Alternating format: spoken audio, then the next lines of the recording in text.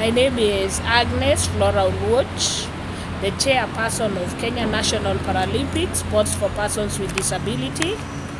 On the 12th of April, I was traveling to Angola through Ethiopian Airlines.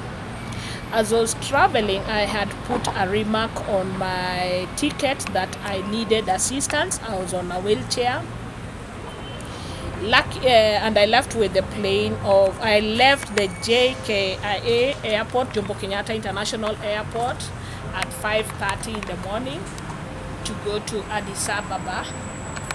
And when I got to Addis Ababa, I realized that the Ethiopian Airlines does not really cater for persons with disability, because I think the normal trend of airlines is the persons with disability are the first ones to board the airline and are the last ones to alight. When you reach your destinations, we are the last people to alight, and to board we are the first people.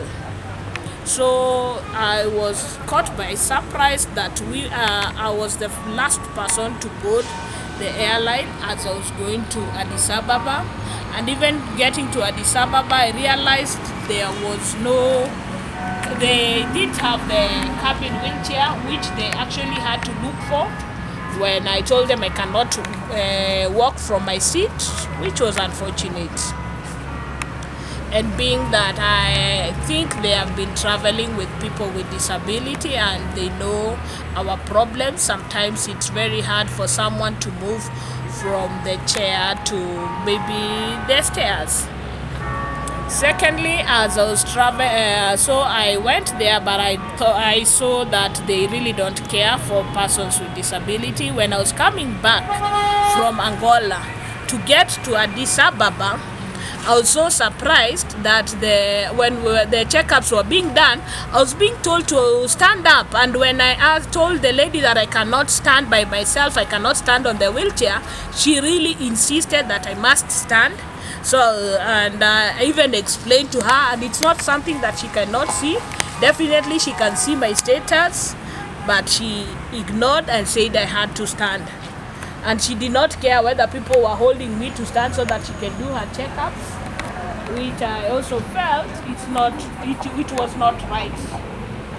Then to come back, when I reached Kenya, Jomo Kenyatta Airport, I did not know that my motorized wheelchair had been damaged. Just when I alighted the plane, when they brought the wheelchair, I realized the battery had been broken, and I requested to see the people in charge of Ethiopian Airlines.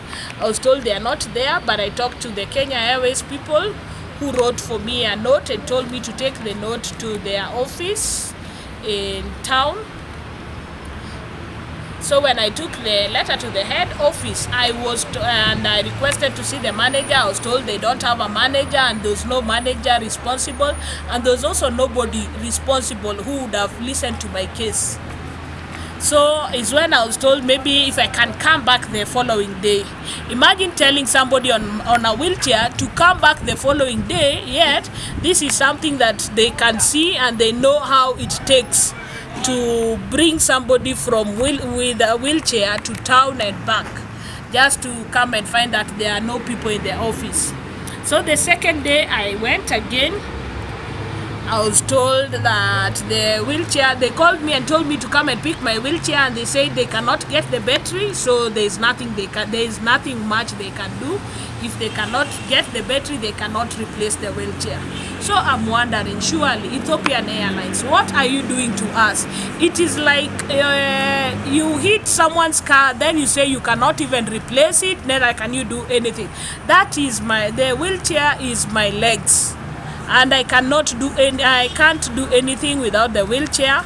So it is very unfortunate that the Ethiopian Airlines cannot replace my motorized wheelchair.